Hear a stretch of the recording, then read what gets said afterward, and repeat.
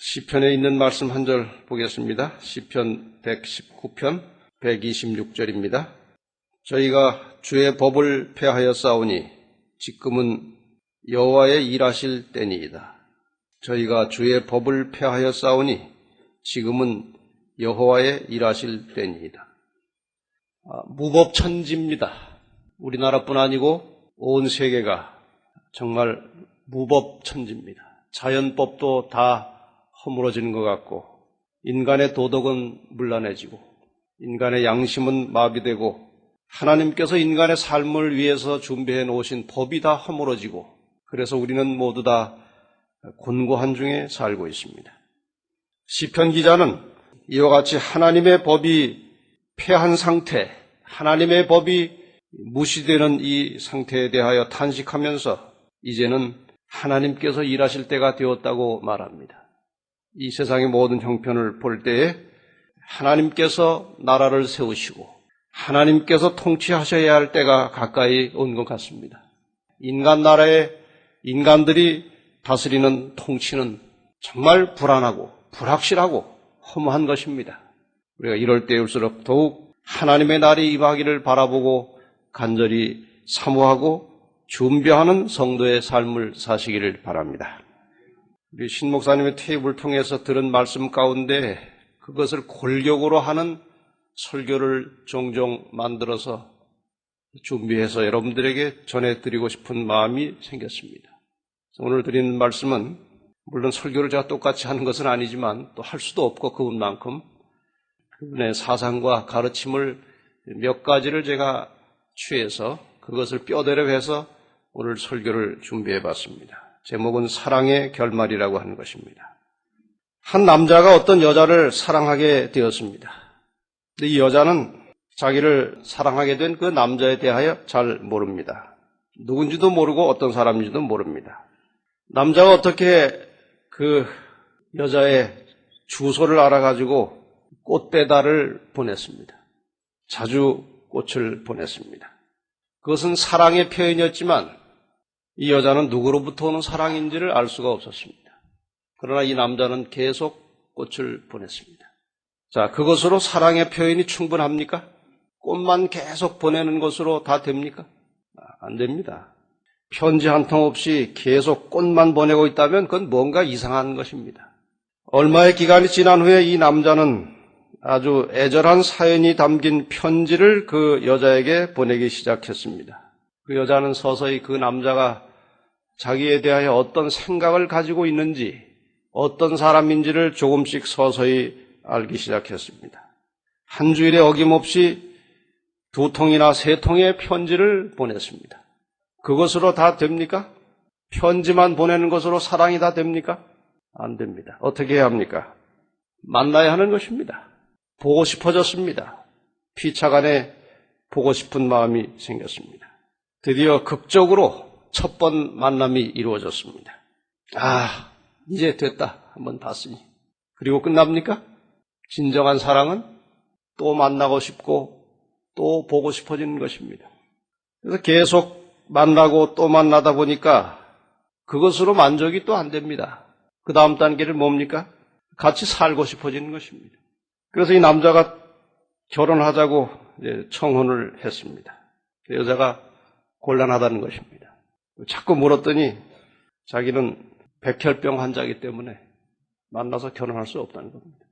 좋긴 하지만 괜히 나 같은 사람 만나서 내가 일찍 가면 어떻게 하냐고. 이 남자는 포기할 수 없었습니다. 그렇게 애절하고 뜨거운 사랑을 그 백혈병이라고 하는 병 하나만 가지고 물러설 수가 없었습니다. 그래서 이 남자가 여기저기 알아보고 백혈병을 치료하는 방법을 사방으로 수소문하고 그래서 지극정성으로 그 여인의 백혈병을 치료하는 일에 정성을 다 바쳤습니다. 지성이면 감천이라고 그 여자의 병이 나았습니다. 결혼하지 못할 이유가 없어졌습니다. 그래서 마침내 결혼을 하게 되었고 같이 살게 되었습니다. 꽃 보내기 사랑으로 시작했고 편지 사랑이 있었고 만나기 사랑이 있었고 그 다음 단계로는 장애물 극복 사랑이 있었고 그리고는 마침내 결혼 사랑으로 해서 같이 살게 된 것입니다. 인간을 향한 하나님의 사랑이 이와 같은 것입니다. 하나님께서는 우리에게 먼저 꽃보내기 사랑을 주셨습니다. 창세기 1장 31절에 보면 하나님께서 천지 만물을 다 창조하시고 나서 이것이 사람까지 만든 후인지 아니면 사람 만들기 직전인지는 모르겠습니다만 어쨌든 하나님께서 이와 같은 표현을 주셨습니다. 하나님이 그 지으신 모든 것을 보시니 보시기에 심히 좋았더라. 하나님께서 만들어 놓으신 것을 보시니 보시기에 심히 좋았더라고 되어 있습니다만 하나님의 입장에서 이 표현을 하자면 다 보신 다음에 뭐라고 말씀하셨다는 것입니까? 이야, 너무너무 좋다. 아마 그렇게 하신 것 같습니다. 보시기에 심히 좋았더라. 하나님은 엿새 동안에 사람이 살아가는 데 필요한 모든 것을 먼저 만들어 놓으신 다음에 사람을 창조하셨습니다. 그 모든 것을 보시고 좋았다고 하는 것은 하나님의 감정일까요? 물론 우리가 그렇게 생각할 수 있습니다. 그러나 우리가 조금 다른 각도에서 생각해 볼 수 있습니다. 이제 한참 그 핸드폰이 유행할 때 학생들이 핸드폰을 많이 가지고 싶어 했습니다. 저희 집 아이에게는 제가 상당히 오랜 시간 동안 안 사줬습니다. 학생에게는 아직 고등학교 시절에 제가 안 사줬습니다. 몇 번 얘기는 했지만 근데 때가 이제 어느 정도 돼서 하나 사줘야 되겠다 하고 이제 핸드폰 가게에 가서 등록을 하고 핸드폰을 하나 샀습니다. 근데 제가 쓰려고 산 건 아닙니다. 저는 이미 하나 가지고 있었기 때문에. 근데 제가 기분이 굉장히 좋더라고요. 왜 좋습니까? 이것을 아이에게 갖다 주면 아이가 기분 좋아할 생각을 하니까 기분이 좋은 거예요. 이게 부모의 심정 아닙니까? 하나님께서 천지 만물을 다 만들어 놓으시고 심히 좋았다고 하는 것은 그것은 일면 하나님의 표현이기도 하지만 이 만들어 놓은 모든 것을 보고 기뻐하고 즐거워할 사람을 생각하니까 하나님이 기분이 좋으셨던 것입니다. 아름다운 꽃들을 주셨고 또 짹짹거리고 제잘거리는 새들을 만들어 놓으셨고 푸른 나무들을 만들어 놓으셨고 수많은 볼거리들을 주셨습니다. 또 먹어야 하기 때문에 과일나무도 만들어 놓으셨고 채소도 만들어 놓으셨고 사람에게 필요한 것 모든 것을 만들어 놓으셨습니다. 만족함이 있었습니다. 정로의 계단 9페이지에 보면 천연계와 성경은 둘 다 하나님의 사랑을 우리에게 보여준다. 꽃들은 잡초 속에서 피어나고 장미는 가시 사이에서 피어난다. 피어나는 꽃봉오리에 돋아나는 풀잎에 하나님은 사랑이라는 말이 기록되어 있다. 우리가 이 천연계를 보면서 그 천연계를 통해서 하나님의 사랑을 느낄 수 있다면 그것은 매우 성숙된 신앙인입니다. 여러분 이제후로는 이 자연을 볼 때, 꽃잎파리를 볼 때, 풀을 볼 때, 이 모든 자연현상을 볼 때 그 속에 깃들여져 있는 하나님의 사랑을 읽어보시기 바랍니다. 이것은 하나님께서 우리에게 보내신 꽃보내기 사랑입니다. 모든 것이 하나님께서 우리를 얼마나 사랑하고 계신지를 보여주고 있는 것입니다. 예쁜 새들이 행복하게 부르는 노랫소리는 하나님은 우리의 아버지라고 말해준다. 아름다운 꽃들은 향기를 풍기고 하나님의 부드러운 돌보심을 말해준다. 숲속의 키 큰 푸른 나무들은 하나님께서 당신의 자녀들을 행복하게 해주시기를 원하신다는 사실을 우리에게 깨닫게 해준다. 이 모든 천연계는 하나님께서 우리에게 보내신 사랑의 표현인 것을 기억하고 느끼고 사시기를 바랍니다. 두 번째, 하나님께서는 우리에게 천연계 꽃만 보내신 것이 아니고 편지도 보내셨습니다. 하나님의 사랑을 담아서 우리에게 보낸 편지가 무엇입니까? 성경입니다. 이 속에 하나님께서 얼마나 우리를 사랑하시는지 그 애절한 사연이 담겨져 있습니다. 몇 구절을 좀 추려서 읽어보겠습니다.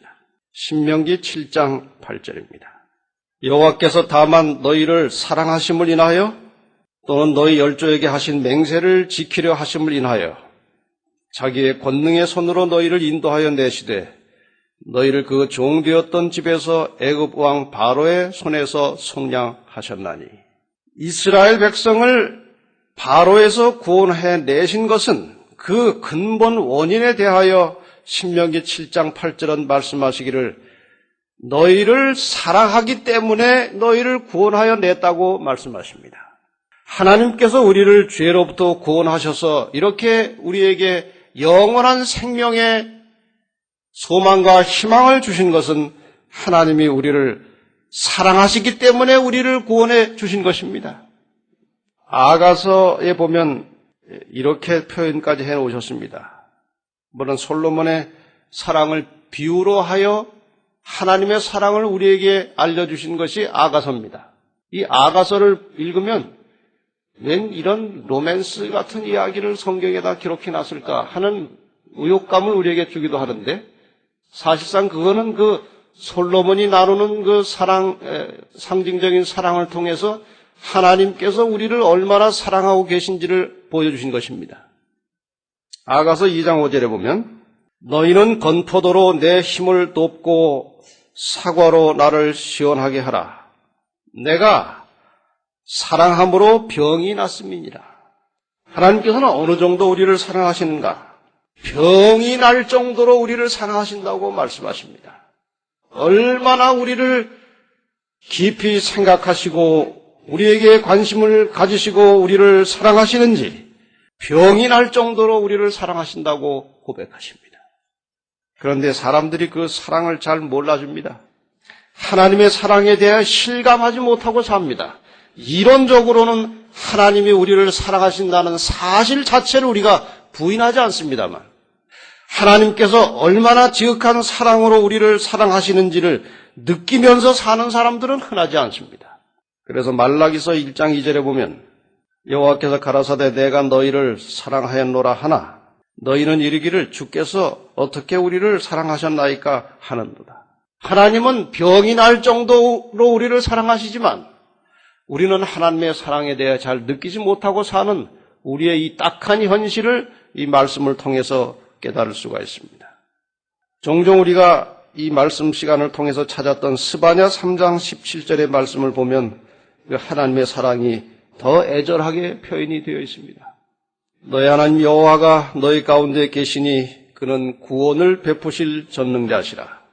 그가 너로 인하여 기쁨을 이기지 못하여 하시며 너를 잠잠히 사랑하시며 너로 인하여 즐거이 부르며 기뻐하시리라 하리라. 우리로 인하여 우리 때문에 하나님이 얼마나 기뻐하시는지 그 기쁨을 이길 수 없을 정도로 기뻐하신다.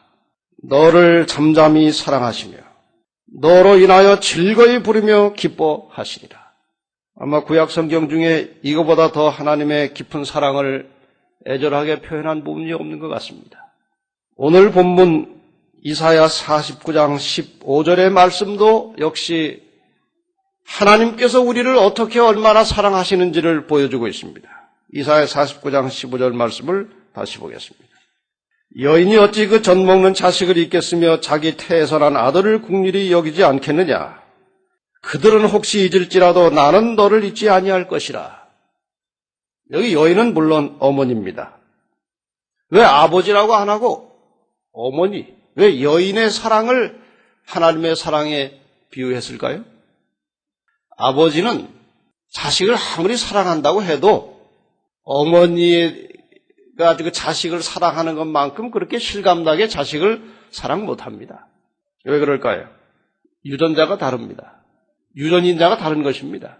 하나님의 사랑을 사랑의 원형이라고 한다면 자식에 대한 어머니의 사랑은 그 하나님의 사랑에 대한 모형입니다. 하나님께서는 사람이 하나님의 사랑을 어느 정도 깨닫고 느끼고 실감하도록 하기 위해서 여인에게, 여자에게, 어머니에게 그 자식에 대한 사랑의 유전자를 심어 놓으셨습니다. 그 유전자가 남자에게는 별로 없습니다. 여인에게 그것이 심어졌습니다. 이 모성애라고 하는 것은 하나님께서 심어준 것이지 저절로 있는 것이 아닙니다. 우리는 이 모성애를 통해서 하나님이 얼마나 사람을 사랑하시는지 그림자라도 느끼도록 해야 하는 것입니다. 쥐도 자기 새끼를 사랑합니까? 사랑합니다. 핥아주고 기호해주고 쥐도 자기 새끼를 사랑합니다. 쥐가 지가 뭘 안다고. 그런데 이 과학자들이 실험을 해봤습니다. 아마 실험이라기보다는 그들은 진지하게 했지만 제3자의 입장에서 볼 때는 장난을 해본 것 같아요. 어미쥐로부터 그 모성애와 관련된 유전인자를 지워버린 것입니다. 그리고 두니까 새끼를 보고도 그냥 멀뚱멀뚱 딴 데만 쳐다보더래요. 하나님께서 집어넣어 주신 그 유전자 때문에 어미는 자식을 사랑하게 되는 것입니다. 이건 하나의 섭리예요. 그런데 이 말씀 속에 보면 그 어머니의 사랑을 묘사하면서 그들은 혹시 잊을지라도 나는 너를 잊지 아니할 것이라. 그러니까 하나님의 사랑은 그 자식에 대한 부모의 사랑보다 훨씬 진하고 깊다는 것입니다. 그 모든 내용을 이 편지를 통해서 우리에게 가르쳐 주셨습니다.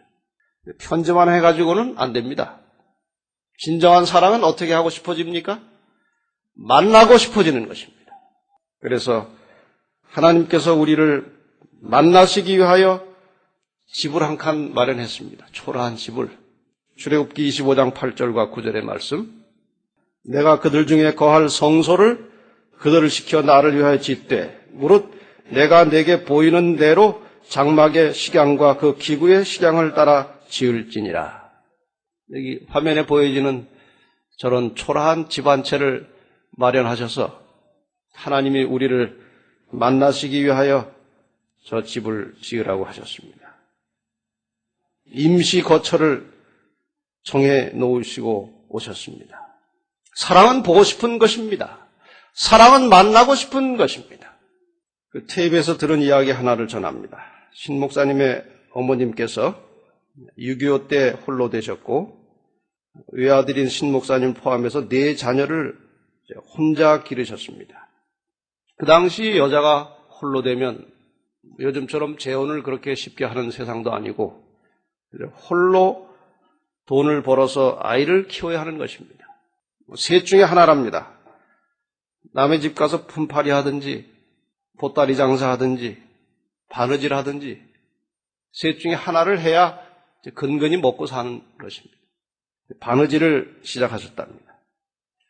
바느질로 연명을 해가고 있는데 신 목사님 고등학교 시절에 학교 갔다 이제 끝나고 집에 돌아오면 바느질을 하던 그 한방 어질러진 그 방을 이렇게 한쪽으로 이렇게 치워놓고 밥상을 차려가지고 나오시면서 아들이 밥을 먹도록 이렇게 자리를 다 마련해주고 식사를 준비해 주신다고 합니다.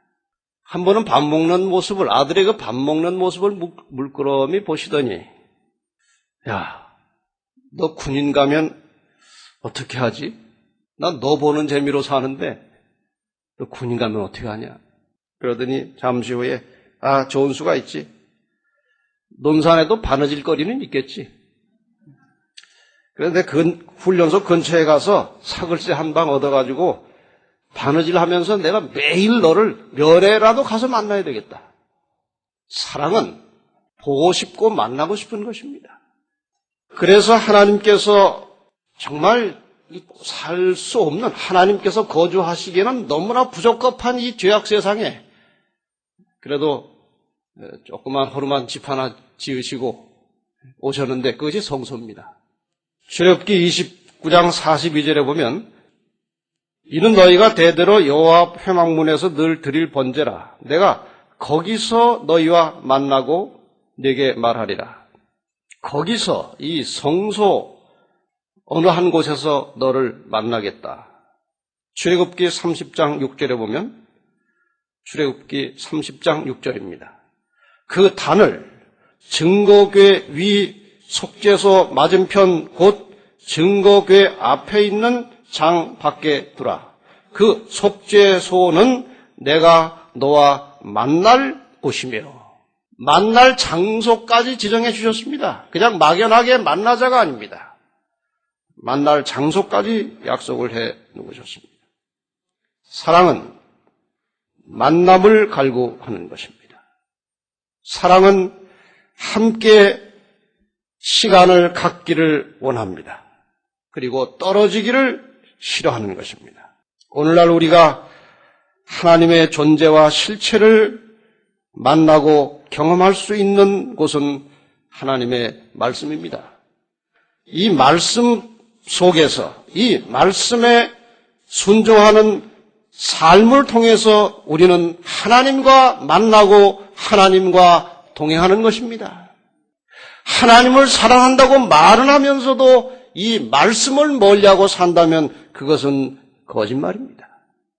말씀 속에서 하나님을 만나시는 경험을 날마다 가지시기를 바랍니다. 그런데 저렇게 지정한 장소 어느 곳에서 만나자니 사실상 대제사장밖에 못 만납니다. 왜냐하면 하나님께서 그 본체를 드러내시면 죄인이 살 수가 없기 때문에 자유롭게 모든 사람을 하나님이 만나실 수 없습니다. 그런데 모든 사람을 다 만나고 싶은 것입니다. 하나님께서. 그래서 취한 비상조치가 예수님이 육신이 되어 우리 가운데 오신 것입니다.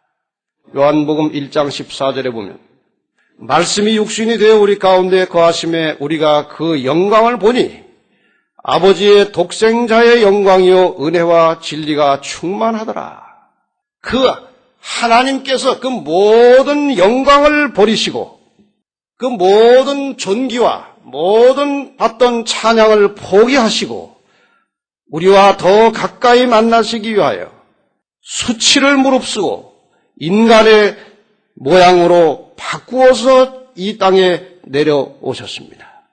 그리고 모든 사람을 자유롭게 만나시면서 하나님이 어떤 분이신지를 우리에게 보여주셨는데 그것이 바로 사랑이었습니다. 멸시와 천대를 받으시면서 하나님은 사람과 더불어 섞여서 사셨습니다. 사랑은 부끄러움을 개의치 않습니다. 그래서 오신 것입니다. 이제 만나기 사랑 다음 단계는 장애물 극복 사랑입니다.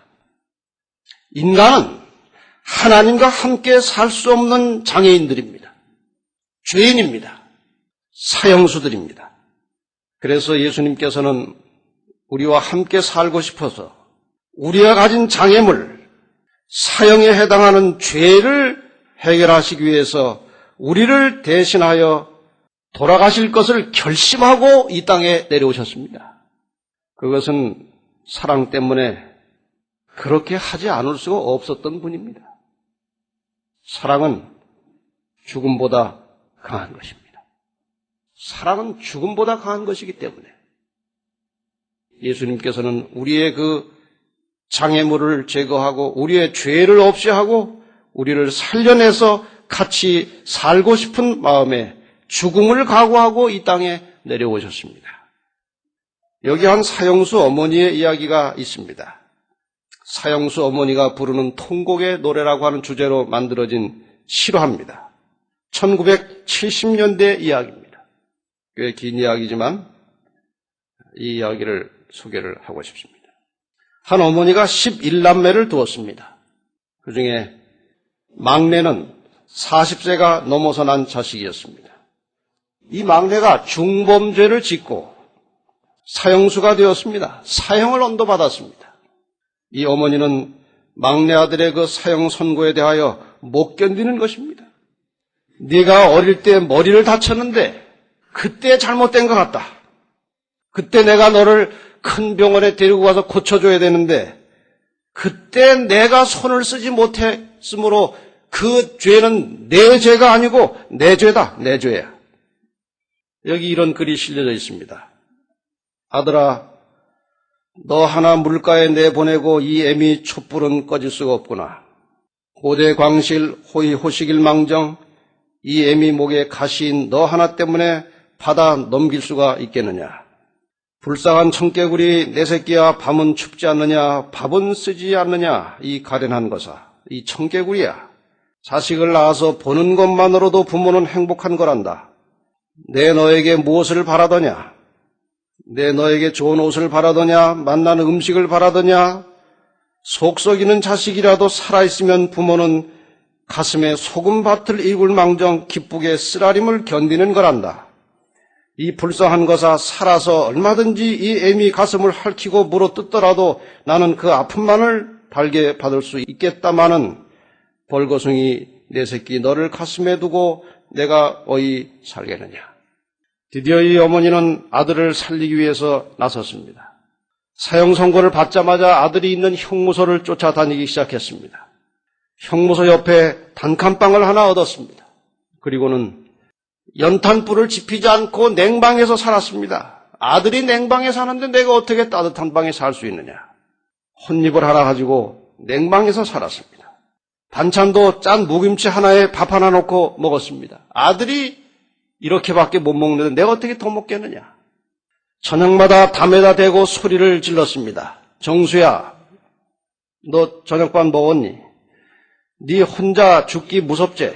다 안다. 걱정 말거라. 여기 네 죽기 기다리다가 이 애미 네 따라 갈기라. 너 죽으면 난 못 산다. 너 죽는 그날이 나 죽는 날이야. 자식이 죄를 지었으면 탯줄을 잘라든 애미도 공범이제. 자식과 부모는 한 몸이니까 너하고 나는 공범이야. 탯줄을 내가 잘랐기 때문에 내 지은 죄는 내 지은 죄야. 너 죽고 난 못 살아. 이렇게 소리를 질렀습니다. 그리고 아들이 죽으면 시신을 받아서 화장을 한 다음에 그 재에다가 꿀을 묻혀서 새들에게 먹인 다음에 자결해서 자기도 죽기로 작정을 하고 살아가고 있었습니다. 자식이 못다한 선을 자신이 하겠다고 동네 모든 굳은 일은 다 했습니다. 이 소식이 점점 그 주변에 퍼졌고 마침내 구명운동이 시작되었고 5,000명이 구명운동에 서명을 했습니다. 한 스님이 그것을 들고 법무부 장관을 찾아가서 탄원했습니다. 여기 이런 딱한 사정의 할머니가 있습니다. 이 아들이 사형을 당하면, 이 양정수가 사형을 당하면 이 어머니도 틀림없이 죽습니다. 선처해 주시기 바랍니다. 이 이야기를 들은 법무부 장관이 참 사정이 딱했습니다. 나도 노모가 계신데 그 어머니를 그렇게 죽게 할 수야 있겠습니까? 제가 사형 자체는 감할 수 없지만 사형 시간을 연장해서 그 어머니가 죽기 전까지는 사형 집행을 안 하겠습니다. 어머니가 먼저 돌아가신 후에 사형 집행을 하겠습니다. 이 소식을 그 당시 대통령 박정희 대통령이 전해들었습니다. 78년 12월 26일에 이제 마지막 대통령 취임을 하고 이 소식을 들은 다음에 그 사형수를 무기수로 바꿨습니다. 아들이 18년간 옥에 갇혀 있었고 그 사이에 어머니는 87세가 되어서 세상을 떠났습니다. 그런데 너무 울어서 돌아가실 때는 눈이 먼 채로 죽었습니다. 그 마지막 면회에서 이 어머니는 이렇게 부르짖었습니다. 아마 요즘은 유리로 막혀 있는데 그 당시에는 창살로 면회자와 죄수 사이가 창살로 되어 있었던 모양입니다. 내 아들을 창살 안에 가두어 놓고 떠나니 내의 편히 눈 감을 수 있으리. 정수야, 이 불쌍한 것을 따듯이 한 번 안아주지도 못하고 떠나는구나. 내 손으로 뜨거운 국 한 번 못 끓여주고 아들아, 과거의 죄를 씻고 새 모습으로 태어난 내 모습을 보려고 이때껏 이 모진 목숨을 끌고 왔건만 이제는 눈이 멀어 너를 볼 수도 없구나. 꼭 한 번만이라도 안아보고 싶지만. 그리고 세상을 떠났습니다. 자식을 낳은 어머니는 그 자식과 목숨을 바꿀 각오가 되어 있습니다. 나 죽고 너 사랑. 이것이 진정한 어머니의 사랑입니다. 다시 본문의 말씀을 찾겠습니다. 여인이 어찌 그 젖 먹는 자식을 잊겠으며 자기 태에서 난 아들을 긍휼히 여기지 않겠느냐. 그들은 혹시 잊을지라도 나는 너를 잊지 아니할 것이라. 이 양정수 어머니가 그 막내 아들 사형수에게 보냈던 사랑보다 더 지극한 관심과 사랑으로 하나님은 오늘도 우리를 사랑하고 계십니다. 마침내 하나님께서는 그분이 우리와 함께 사는 일에 장애가 되는 인간의 죄를 해결하시기 위해서 십자가에 달려 돌아가셨습니다. 사형수의 죄가 감면되었습니다. 그래서 누구든지 하나님을 믿고 본인만 원하면 하나님과 영원히 살 수 있는 길이 열렸습니다. 그래서 요한복음 3장 16절이 우리에게 복음이 되고 있습니다. 하나님이 세상을 이처럼 사랑하사 독생자를 주셨으니 이는 저를 믿는 자마다 멸망치 않고 영생을 얻게 하려 하심이니라. 여러분, 사람이 착하게 살려고 애쓴다고 착하게 되는 것이 아닙니다. 그리고 선하게 살았다고 해서 그것 때문에 우리가 그 선한 행실 때문에 구원받는 것이 아닙니다. 예수님의 사랑, 하나님의 사랑을 깨닫고 우리가 그분을 사랑하게 될 때 우리 이 마음 속에 선한 마음이 생겨나게 되어 있습니다. 그래서 선하게 살게 되는 것이지 우리가 결심하고 노력해서 선하게 되는 것이 아닙니다. 하나님의 사랑을 깊이 깨닫지 못한 상태에서 하는 선행은 제가 지난번에 어느 설교 시간에 잠깐 말씀드린 대로 사형수가 형무소 안에서 다른 사람에게 인심 쓰는 것과 비슷한 것입니다. 진정한 선은 하나님의 사랑을 깊이 깨닫고 그 사랑을 가슴에 담고 나오는 행동이 진정한 선이고 그것이 사랑입니다. 결국 사랑의 결말은 영원히 함께 사는 것입니다. 이것이 사랑의 결말입니다. 잠시 산 것이 아니고 몇 번 만나는 것이 아니고 영원히 함께 사는 것이 사랑의 결론입니다. 그래서 그 말씀이 계시록 21장 3절 4절에 나와 있습니다. 이 말씀은 사랑의 결론입니다. 내가 들으니 보좌에서 큰 음성이 나서 가로되 보라 하나님의 장막이 사람들과 함께 있으니 하나님이 저희와 함께 거하시리니 저희는 하나님의 백성이 되고 하나님은 친히 저희와 함께 계셔서 모든 눈물을 그 눈에서 씻기심에 다시 사망이 없고 애통하는 것이나 곡하는 것이나 아픈 것이 다시 있지 아니하리니 처음 것들이 다 지나갔음이라. 이것이 사랑의 결말입니다. 이 사랑 때문에 하나님께서는 우리와 영원히 함께 살기를 원하시고 우리를 초청하고 계십니다. 우리에게 있는 장애, 하나님과 함께 살 수 없는 이 죄악의 장애물은 하나님께서 해결해 주시겠다고 이미 보증을 하셨습니다. 이사야 1장 18절에 보면 여호와께서 말씀하시기를 오라 우리가 서로 변론하자 너희 죄가 정 같을지라도 눈과 같이 희어질 것이요 진홍같이 붉을지라도 양털같이 되리라. 이미 우리 측에서 가지고 있는 장애, 우리가 하나님과 살 수 없도록 꼴지어진 이 장애물은 하나님께서 해결해 놓으셨습니다. 이 사랑의 초청의 말씀을 받아들이시고 하나님을 나의 주인으로 나의 구주로 영접하시기를 바랍니다. 이 모든 영생은 거저 주어지는 것입니다. 계시록 22장 17절에 말씀하시기를 성령과 신부가 말씀하시기를 오라 하시는도다. 듣는 자도 오라 할 것이요 목마른 자도 올 것이요 또 원하는 자는 값 없이 생명수를 받으라 하시더라. 그냥 주시는 것입니다. 지체하지 마시고 우리 마음속에 모든 인간적이고 이기적인 것들 다 쏟아버리고 그리스도의 사랑으로 마음을 채우시기를 바랍니다. 누구에게나 영원한 영생의 선물이 주어질 수 있는 것입니다. 끝으로 한 절을 보고 말씀을 마치겠습니다. 요한일서 4장 11절 12절입니다. 사랑하는 자들아 하나님이 이같이 우리를 사랑하셨은즉 우리도 서로 사랑하는 것이 마땅하도다.